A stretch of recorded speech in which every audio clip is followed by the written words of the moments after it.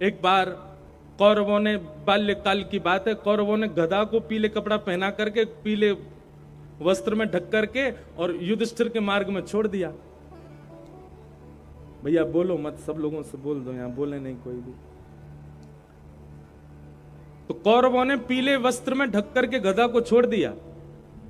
युधिष्ठिर जी महाराज भ्रमण करते करते गए और अपने नियम के अनुसार पीत देखते ही उन्होंने प्रणाम किया। कौरव सब हंसी उड़ाने लगे, देखो देखो गधा को प्रणाम कर रहा है। युधिष्ठिर जी महाराज बोले, गधा नहीं है, मेरे लिए श्याम सुंदर हैं ये। कौरव बोले, हमने ही तो गधा को पीले कपड़ा पहना के खड़ा किया है, तुम कैसे कह सकते हो कि श्याम सुंदर है? बोले, मेरा विश्वास कहता है कि श्याम सुंदर है, और नहीं तो तुम देख लो। जैसे ही गधा के ऊपर से पीत वस्त्र हटाया तो गधा की आकृति दिख रही थी बाहर से, लेकिन जैसे पीत वस्त्र हटाया तो गधा तो अंतर्ध्यान होगा। एक जैसे घुटमुन बालक खड़ा होता है ना, घुटमुन चलता है, ऐसे ठाकुर जी वहां पर खड़े हुए हैं। ठाकुर जी प्रकट हो गए। कहने की बात है, पर पीत में, पीतांबरी में ठाकुर जी का वास है। अगर कभी आपको कहीं मंदिर जाने का अवसर ना मिले, कभी आपको ठाकुर जी के दर्शन करने का अवसर ना मिले, वृंदावन की बहुत याद आवे, वादना पीरोई पहन के घूमो और यूं ही विचार करो कि श्री ठाकुर जी आपके अंग से लगे हुए हैं। ये ठाकुर जी को स्वरूप है। तो आज आप सब लोगों का जो स्वरूप है उससे ही पता चल रहा है कि आज नंदोत्सव होने वाला है। मैं कथाओं में कहा करता हूं कि हमारी बाह्य आवरण से हमारी स्थिति पता चल जाए, इसको भक्त लक्षण कहते हैं।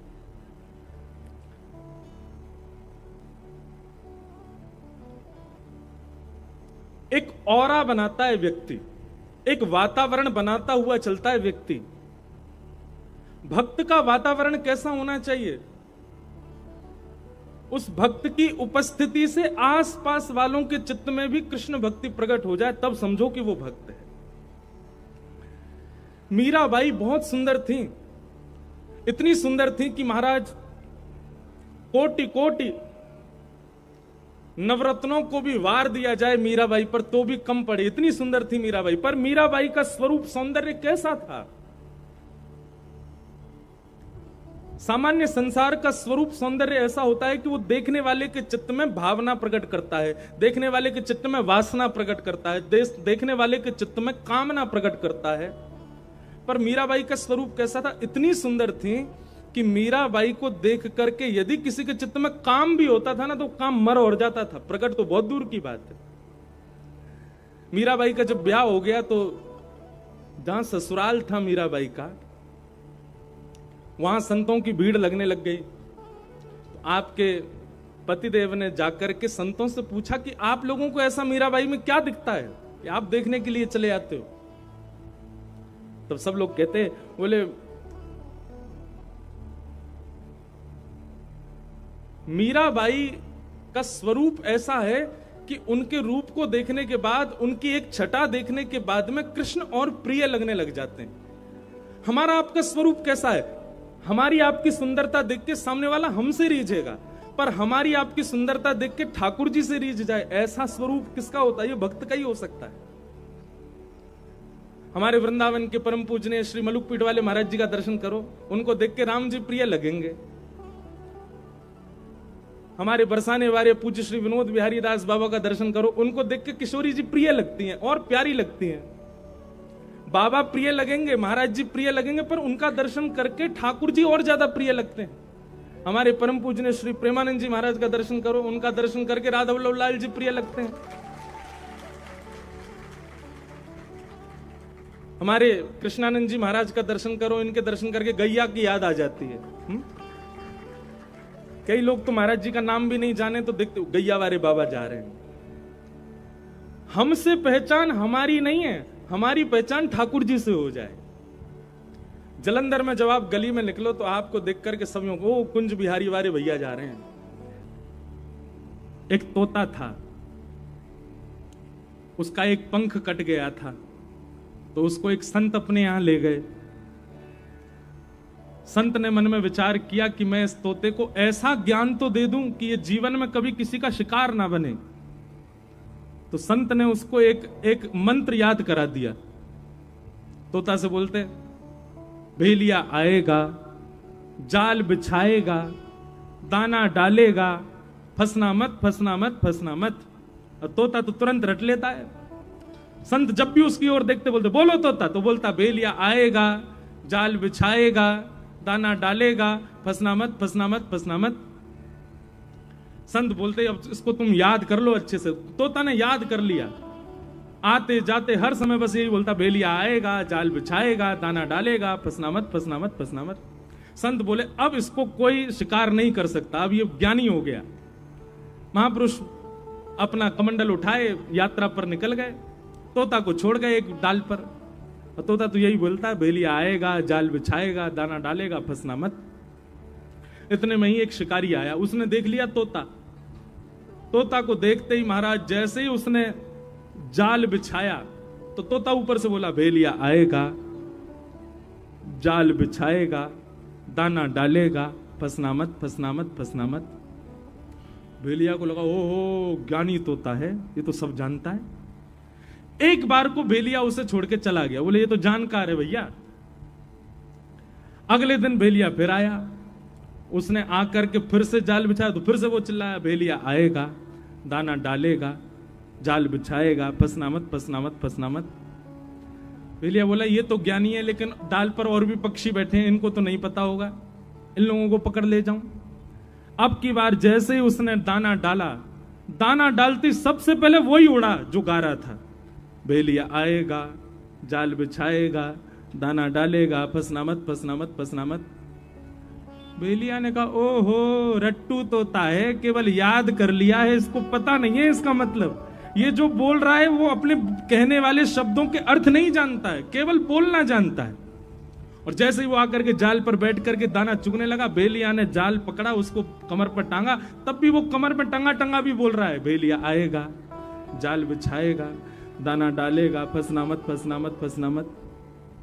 भेलिया ने घर ले जाकर के महाराज उसकी सब्जी बनाने के लिए जैसे चक्कू उठाया तब भी बोला भेलिया आएगा, जाल बिछाएगा, दाना डालेगा, फंसना मत, फंसना मत, फंसना मत। यही स्थिति हो गई है हमारी और आपकी।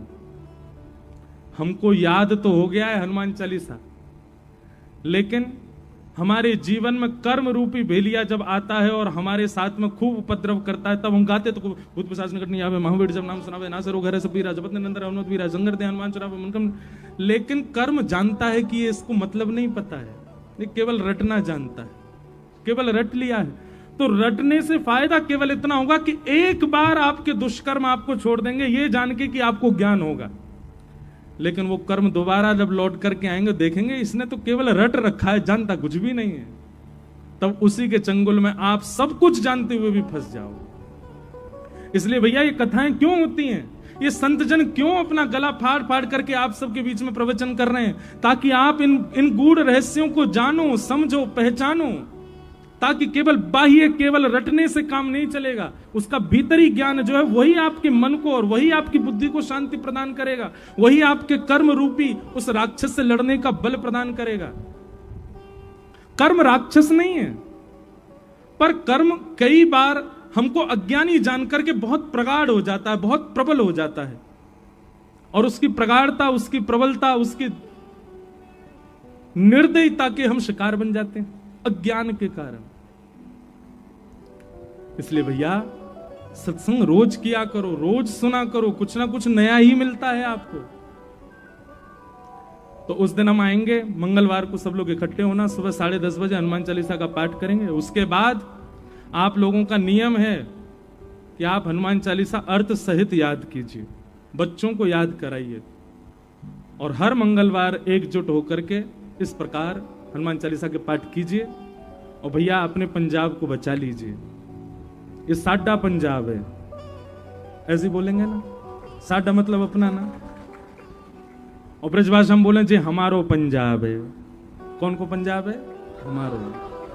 तो भैया या हमारे पंजाब को न बचाओ। हमारे वृंदावन बिहारी लाल के सबसे ज्यादा प्रेमी पंजाब से ही हैं, सब पंजाब से आते हैं। हमारे बिहारी जी को अच्छो ना लगे भैया, आप सब लोग या तरीका के व्यसनन में पड़ जाओ, आप अपने कुल मर्यादा को त्याग दो, आप अपने धर्म को त्याग दो। बिहारी जी को कितना कष्ट होता होगा, बिहारी जी की प्रसन्नता के लिए या को करो, कि भैया अब जो बच्चे हैं उनको बचाए रखो और जो आवे वाले उनको भी बचाओ।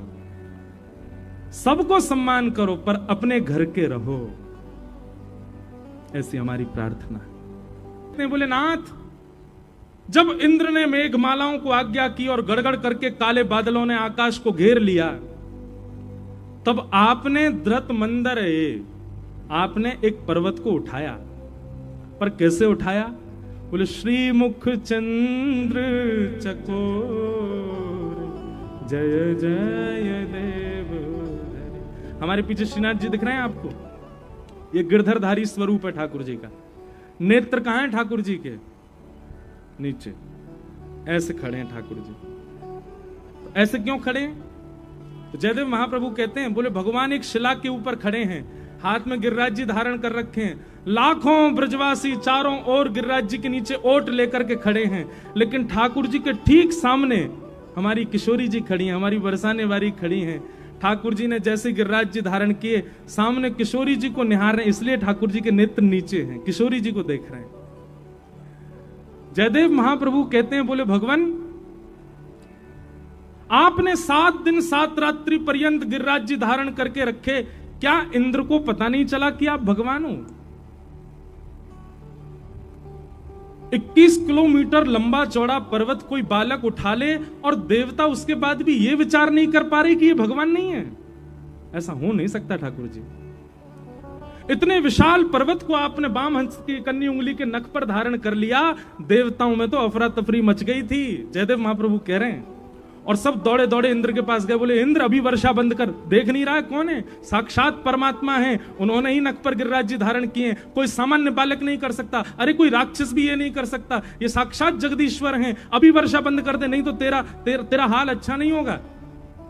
इंद्र ने तो वर्षा बंद करनी चाहिए, धीमी वर्षा जैसे ही होने लगी, सोई ठाकुर जी ने इंद्र की ओर देखा, बोले देख ना रोए, श्री जी सामने खड़ी है हमारे, और श्री जी के दर्शन करवे को हमको सौभाग्य मिल रहा है, ऐसा सौभाग्य बार बार ना मिले। अरे इंद्र जी, श्री जी कभी कहीं को चली जाए, कभी कहीं को चली जाए, हमारे नेत्रन के आगे डटे ही ना है। आज जैसे तैसे तो तेरी या हरकत से श्री जी बिल्कुल सामने खड़ी है गई है, अब तो अपने सबरे भंडार लुटा दे, श्री जी जब तक सामने खड़ी रहे मैं ऐसे ही खड़ा रहूंगा, गिरिराज धारण करके ही रहूंगा। जयदेव महाप्रभु कहते हैं, इंद्र को तो 7 मिनट में ही पता चल गया था कि आप भगवान हो, लेकिन 7 दिन 7 रात्रि वर्षा आपने जानबूझ के करवाई ताकि आप श्री जी को देख सको, ताकि आप किशोरी जी का दर्शन कर सको। श्री मुख चंद्र चकोर जय जय देव है। किशोरी जी को देखने के लिए ठाकुर जी ने गिरिराज जी उठाए। एक भाव। दूसरा भाव, ये वाम अंग जो है ना, ये श्री जी ही हैं, इसलिए ठाकुर जी की आह्लादनी शक्ति कौन है? किशोरी जी हैं। सब पूरा वृंदावन जानता है इस बात को। भगवान ने जितनी भी लीलाएं की, अब आप देखो रास पंचाध्याय की कथा सुनेंगे तो रास पंचाध्याय में भगवान जब अंतर ध्यान हो गए तो अंतर ध्यान होते ही गोपियां सब रोती रोती कहां गई? किशोरी जी के पास गई, और तब किशोरी जी ने कृपा करके सब गोपियों को क्या प्रदान किया? गोपी गीत। और तब किशोरी जी की कृपा से गोपियों ने गोपी गीत गाया, तब ठाकुर जी पुनः प्रकट हुए और महाराज हुआ। तो महाराज किसने करवाया? श्री जी ने करवाया। गिरिराज लीला किसने करवाई? श्री जी ने करवाई। समस्त जितनी भी भगवान की लीलाएं हुई हैं उसमें गोपनीय रूप से श्री जी ही हैं। फिर आप जिनका ये पत्र है वो आगे कह रहे हैं कि बोले भगवान ने तो, या को मतलब तो ये है कि ठाकुर करें, श्री जी क्रेडिट ले जाएं, ठाकुर जी करें, हमारी श्यामाजू और सबरो बल ले जाएं, वाको सबरो श्रेय ले जाएं ठाकुर जी। अब देखो दो बातें, वृंदावन वाले तो सब जाने कि भैया सब करवे वाली श्री जी हैं, लेकिन जिनको अभी वृंदावन में प्रवेश नहीं भयो उनको ऐसा लगा कि ठाकुर जी कर रहे हैं। मतलब बाहर के लोगों को तो ऐसा लगा कि ठाकुर जी ने गिरिराज जी उठाए, ठाकुर जी ने लीला करी, पर जिनको प्रवेश वृंदावन में है चुका है, जिनको प्रवेश रस में है चुका है, जिनको प्रवेश रसकन के बीच में है चुका है, उनको भेद पता चल गया है।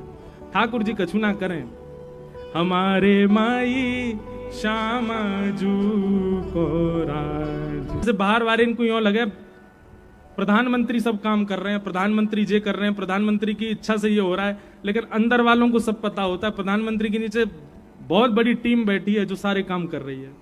ऐसे ही बाहर वाले इनको ये बात लगे कि भैया ठाकुर जी कर रहे हैं, पर ठाकुर जी कछु ना कर रहे, ये तो केवल माल उड़ामे भोग लगामे। क्रेडिट लेते हैं ठाकुर जी, क्रिया तो सब किशोरी जी करती हैं, सेवा तो सारी श्री जी करें हमारी। एक व्यक्ति ने मुझसे प्रश्न किया कि हमारे वृंदावन में श्री जी का दर्शन क्यों नहीं?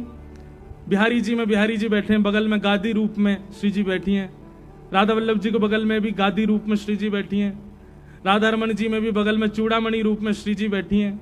श्री जी हैं कहाँ हैं? बोले भैया दर्शन देवे के काजे ठाकुर जी बैठा रहे, तुम बैठे रहो यहां, सबन को भीड़ को तुम संभालो। और जो खूब नाम जप कर रहे हैं, खूब रस में डूबे हुए हैं, ऐसे वृंदावन में विचरण कर रहे संत जन, उनके पास घूम घूम करके सबकी सुध लेवे के काजे श्री जी गई भैया, या हमारे दर्शन ना आए रहे। श्री जी तो बाहर विचरण कर रही हैं, बाहर से ले करके सबन को वृंदावन आ रही हैं। वृंदावन में ऐसे ऐसे रसिक जन हैं जो कितने कितने दिनांशों भूखे बैठे हैं, उनको भोजन की सेवा देनो, कोई के शरीर में कोई रोग है गयो, वाके रोग को निवृत्त करनो, कोई को जल की व्यवस्था करवानो, कोई के प्रेम में भाव प्रवृत्त करनो, इन सब भावंशों श्री जी तो भ्रमण करती रहे। ठाकुर जी एक जगह बैठा रखे, तुम बैठे रहो। एक भाव ये भी है कि श्री जी इसलिए दर्शन नहीं दे रही, वो भ्रमण करती रहती हैं, घूमती रहे में पूरे दिन। तो ऐसे भाव हैं। अब बाकियों को हम बाद में कभी कहेंगे, कथा क्रम कह लें। आज ठाकुर जी को जन्मोत्सव करना है, अभी तक तो परीक्षित को श्राप नहीं लगो, और ठाकुर जी को कथा, हमारी कथा ऐसी है भैया, हम बहुत पीछे रह जाते हैं कथा कहते कहते, भाव इतने आ जाते हैं। 1 महीना की कथा कराई एक बाबा ने नासिक में, बामऊ हम प्रहलाद चरित्र तक ही पहुंच पाए 30 दिना में, इतना आनंद आवे। और वहां में भी सब लोग यूं कहें कि ब्रज, आज भी मुंह पे आ गए, बोले कुम्मन दास जी को ने एक चरित्र सुनाए दो, कृष्णदास जी को चरित्र। अब इन भक्तन के चरित्र सुनामे तो फिर वहां में समय लग जाए, और फिर हमारा यूं है कि अधूरा नहीं सुनाए, पूरा पूरा सुनाए बढ़िया सो। फिर भी आओ आज के क्रम में प्रवेश करें। वेद व्यास जी महाराज ने भागवत की रचना की, सूक्ष्म में समझिएगा बातों को। एक तो कोई उठ के नहीं जाएगा आज नंदोत्सव से पहले, चाहे तुम्हें गर्मी लग रही हो, चाहे तुम्हें प्यास लग रही हो। हमारी स्थिति आपसे ज्यादा खराब है, पर फिर भी हम पूरे बैठ के कथा सुना रहे हैं। इसलिए आप लोग आज उठ के नहीं जाओगे, और फिर उठ के जाओगे तो फिर कोई बात नहीं, चले जाइए, कहा कर सके हम, आप ही वंचित रह जाओगे। वेद व्यास जी ने भागवत की रचना की।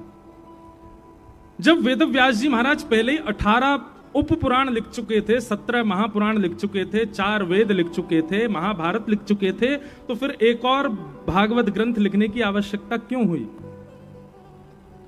तब वर्णन करते हैं कि वेद व्यास जी ने अभी तक जितने भी ग्रंथ लिखे हैं ना, उन सब में धार्मिक व्यक्ति को संतोष हो जाता है उन ग्रंथों को पढ़ने से। बहुत ध्यान से सुनना, धर्म, अर्थ, काम और मोक्ष, इन 4 पुरुषार्थों को पाना जिनकी स्थिति है, उनके लिए तो वो सारे ग्रंथ बहुत अच्छे हैं। जिसको धर्म से लगाव है, जिसको अर्थ की कामना है, अर्थ माने धन, धर्म, अर्थ, जिसको बहुत सारी कामनाओं की पूर्ति करनी है, और जिसको मोक्ष की कामना है, ऐसे 4 प्रकार के लोगों के लिए बाकी के सारे ग्रंथ बड़े बड़े श्रेष्ठ हैं। पर जो पंचम पुरुषार्थ का अनुयायी है, उसके लिए वे काम नहीं आने वाले। पंचम पुरुषार्थ किसको कहते हैं? पंचम पुरुषार्थ कहते हैं प्रेम को। किसको कहते हैं? प्रेमी व्यक्ति कई बार धर्म की बाउंड्री में नहीं रह पाता। प्रेमी व्यक्ति कई बार अर्थ की स्थिति में नहीं होता। मीराबाई धनवान थी, पर फिर भी धन नहीं था। सूरदास जी धनवान थे, पर फिर भी धन नहीं था। किसी भी भक्त को आप उठा करके देख लो, धनवान एक भी नहीं मिलेगा आपको। क्यों? अर्थ है ही नहीं। प्रेमी व्यक्ति के पास में धर्म की आड़ में वो रह नहीं पाएगा, वो उससे परे हो जाता है। और कर्मा भाई, धर्म तो कहता है कि सुबह उठ करके स्नान ध्यान करके पवित्र अवस्था में भगवान की सेवा करो। और कर्मा क्या कर रही है? बिना नहाए धोए सुबह सुबह दातुन कर रही है, और ठाकुर जी खिचड़ी बना रही है। थाली भर के लाई खींचड़ो, ऊपर घी की बात की, जीमो म्हारा शाम घणी जमावे बेटी जाट की। और ठाकुर जी दौड़े दौड़े आते हैं कर्माबाई की वो खिचड़ी पावे के लिए। अब सबरी की भक्ति कैसी? अब यहां धर्म कहां है? ठाकुर जी को झूठा खिलाना चाहिए? नहीं। पर सबरी क्या कर रही है? बेर खाती है, चख के देखती है, अगर खट्टे होते हैं तो दूर फेंक देती है, मीठे होती है तो ठाकुर जी को दे दी, इसको पाओ। ठाकुर जी उसका झूठा पा लेते हैं। तो प्रेमी व्यक्ति जब हो जाता है ना, तो धर्म की कई बातों से ऊपर निकल जाता है। अर्थ की उसको इच्छा नहीं होती, धन की इच्छा नहीं होती प्रेमी व्यक्ति को। धर्म, अर्थ और तीसरी बात काम, संसारी कामना तो होती नहीं है प्रेमी की। उसकी तो केवल एक ही कामना है कि बस ठाकुर जी हमसे रीझे रहे हैं, ठाकुर जी हमारे प्रसन्न रहे, ठाकुर जी हमारे राजी रहे, उसकी एक ही कामना है। तो ना तो वो धर्म से बंधा है, ना वो अर्थ में बंधा है, ना वो कामना में बंधा। और सबसे अंतिम बात, प्रेमी भक्त को मोक्ष की भी कामना नहीं है। हमारे वृंदावन जाओ, ब्रजवासियों से पूछो मुक्ति चाहिए, तो ब्रजवासी कहेंगे मुक्ति उन्होंने सी खारी लागे भैया, हमें मुक्ति नहीं चाहिए, मुक्ति की कामना नहीं है। अरे कहां तक कहें, श्री उद्धव जी महाराज जब वृंदावन जाते हैं तो वृंदावन जाकर के विधाता के आगे झोली फैला करके कहते हैं मेरा पुनर्जन्म वृंदावन में हो जाए। विधाता कहने लगे उद्धव तुम बृहस्पति के शिष्य हो, तुम जानते हो कि मानव जन्म से मुक्त होने के लिए हम मानव बने हैं, हम संसार से मुक्त होने के लिए मानव, और तुम कह रहे हो कि मुझे दोबारा पृथ्वी पे भेज दो। बोले भेज दो, पर वृंदावन भेज दो, वृंदावन के तज हमें और कुछ नहीं चाहिए। वृंदावन की बात आ जाती, इतने सारे पद मेरे मन में घूमने लगते हैं। हमारे रसिकजन कहते हैं कि भैया वृंदावन तो बार बार मांगो ठाकुर जी से।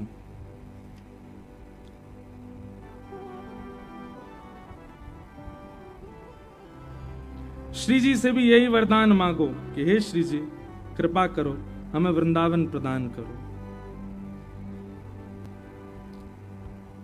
जय हो। अब पद बाद में गाएंगे।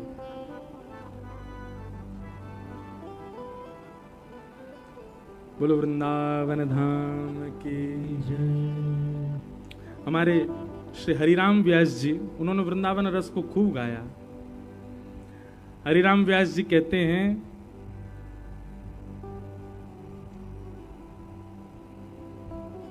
धन धन वृंदावन की चेंटी, धन धन वृंदावन के बंदर, धन धन वृंदावन के मेढक, धन धन वृंदावन की मक्खी, धन धन वृंदावन के वृंदावन की डुकरिया, धन धन वृंदावन के पक्षी। एक अभय राम जी करके हुए हमारे वृंदावन में, उन्होंने वृंदावन को खूब भाव से कहा।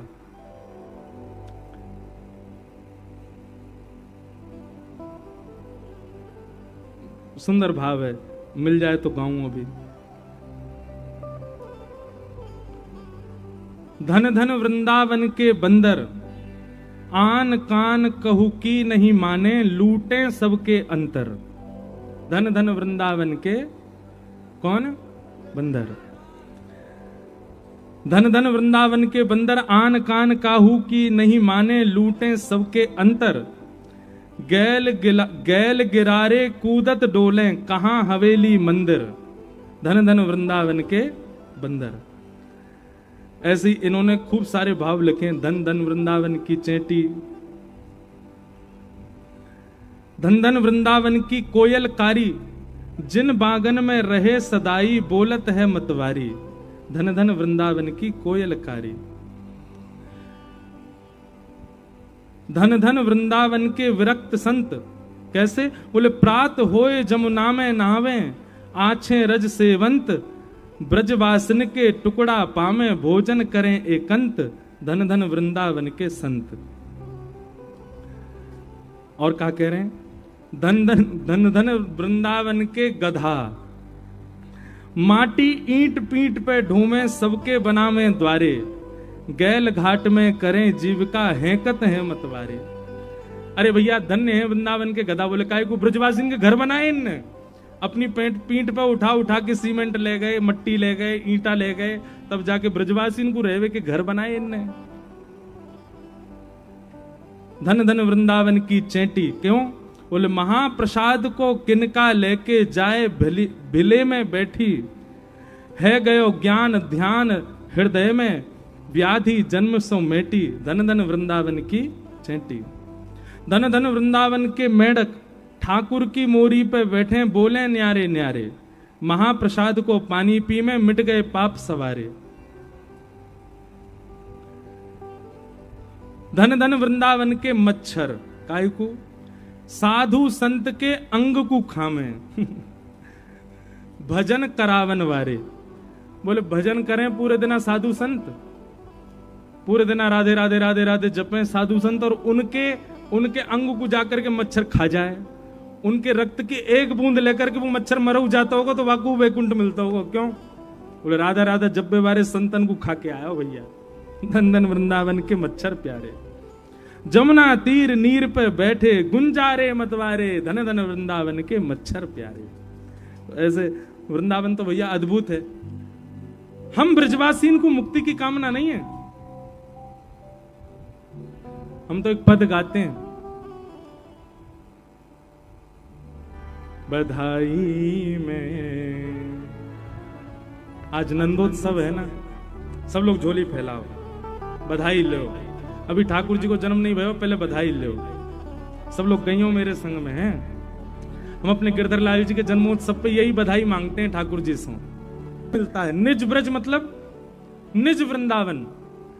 दो वृंदावन है, एक है वृंदावन जो अभी हमको दिख रहा है, एक है अप्रकट वृंदावन। अप्रकट वृंदावन कैसा है? अप्रकट वृंदावन में सब कुछ ऐसा ही है। बिहारी जी भी हैं, राधा वल्लभ जी हैं, राधा गोविंद देव जी हैं, गोपीनाथ जी हैं, जुगल किशोर जी हैं, राधा रमण जी हैं, सब हैं वहां पर अभी हम आप सब लोगों को जो दर्शन दे रहे हैं वो स्थूल रूप में दे रहे हैं, हिलते डुलते नहीं है ठाकुर जी। लेकिन निज वृंदावन में तो चलते फिरते हिलते डुलते ठाकुर जी दिखे। निज वृंदावन में सामान्य लोगों की भीड़ नहीं है। तो बोले निज वृंदावन में कौन है? बोले श्री हितरवंश महाप्रभु निज वृंदावन में विराज रहे हैं, श्री स्वामी हरदास जी महाराज निज वृंदावन में विराज रहे हैं, गोपाल भट्ट गोस्वामी जी निज वृंदावन में विराज रहे हैं, श्रीमद वल्लभाचार्य जी महाराज निज वृंदावन में विराज रहे हैं, श्री गोसाई श्री विठलनाथ जी महाराज निज वृंदावन में विराज रहे हैं, विठल विपुल विहारन देव जी निज वृंदावन में विराज रहे हैं।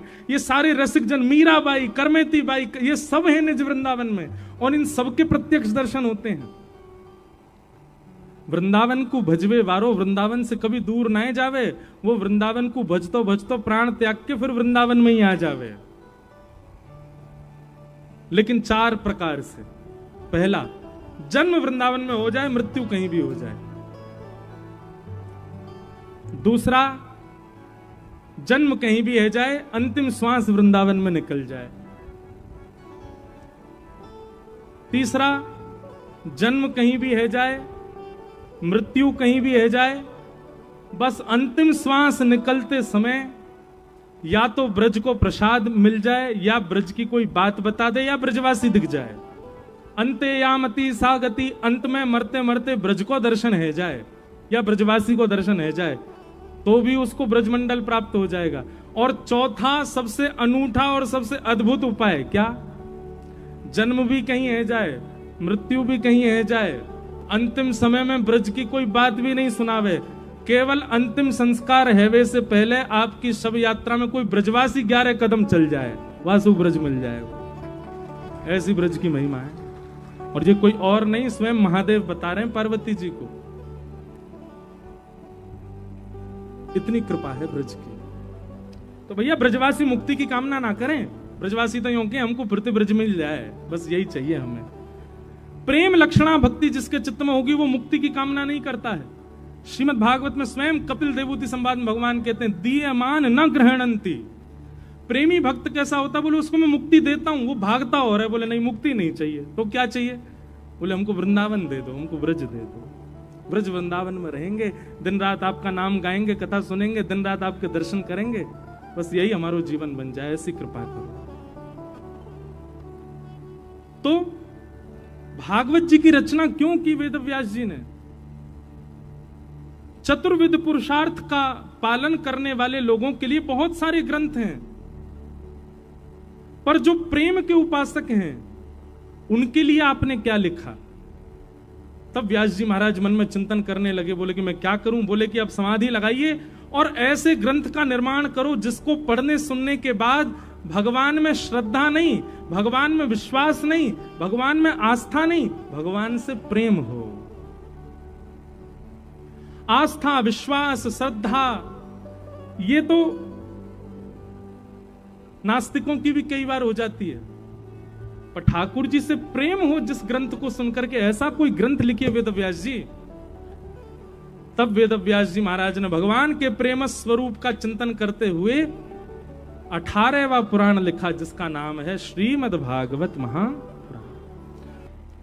देखो, मन जहां होता है ना, आपका तन वैसा ही हो जाता है।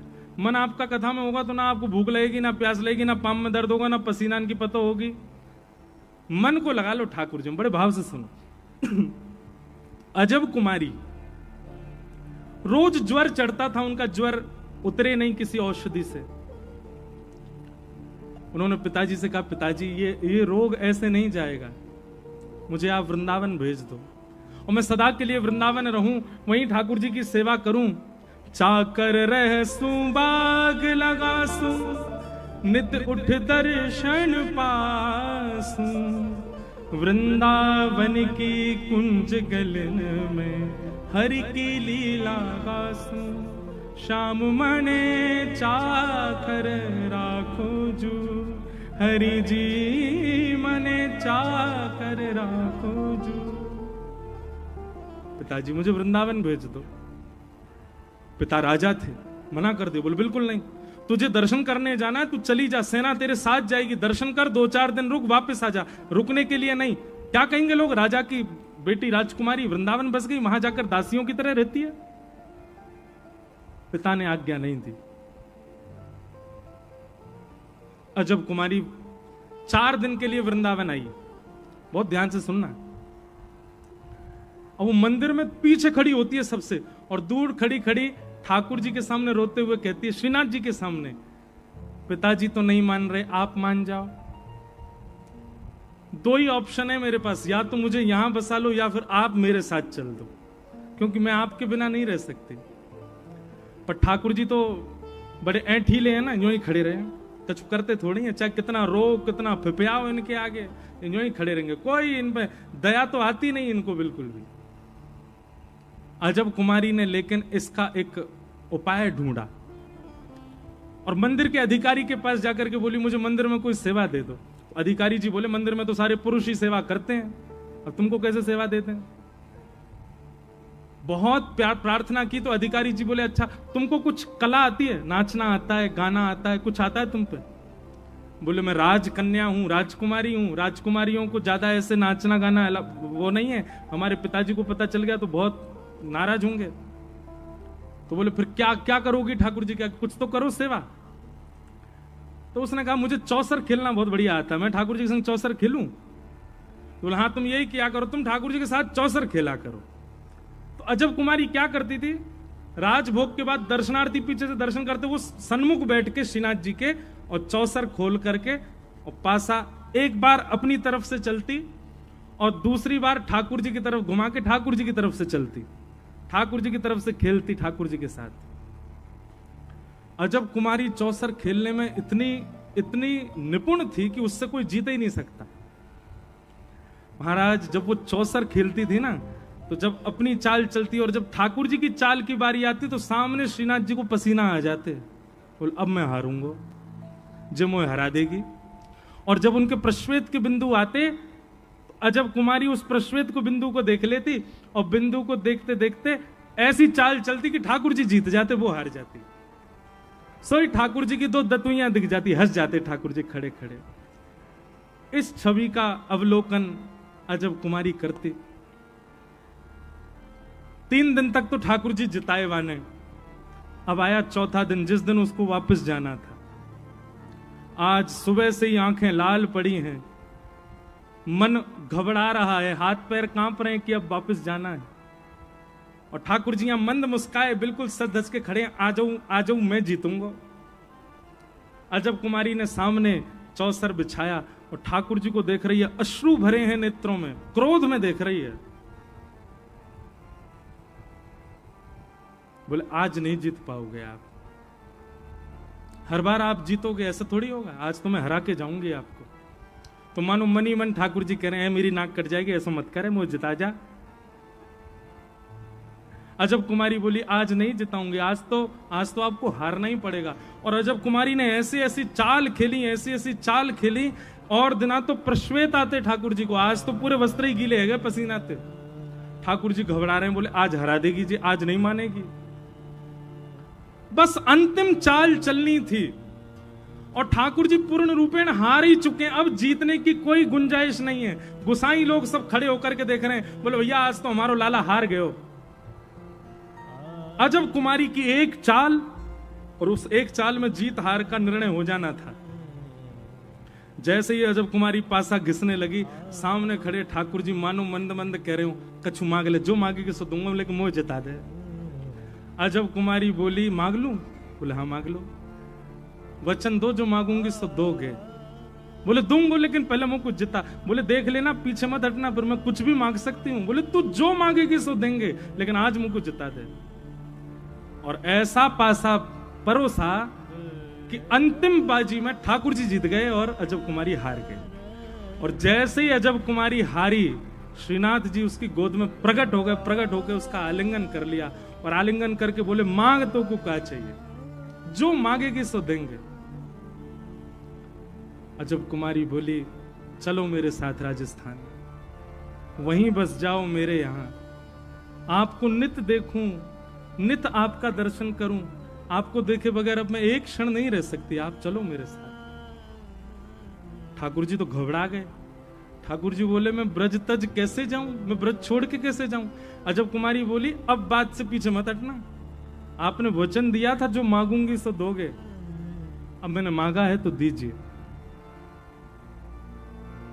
और उसी अजब कुमारी के लिए हमारे गिरिराज धरण श्री श्रीनाथ जी श्री गोवर्धन से उदयपुर के पास नाथ द्वारा में जाके विराजमान हो गए। पूछरी के लौथा की प्यारे, ऐसे हमारे श्रीनाथ जी जिस ब्रज का कभी त्याग नहीं करते ठाकुर जी, उस ब्रज का त्याग भी एक भक्त वैष्णव के प्रेम भाव से कर लिया। अब बताओ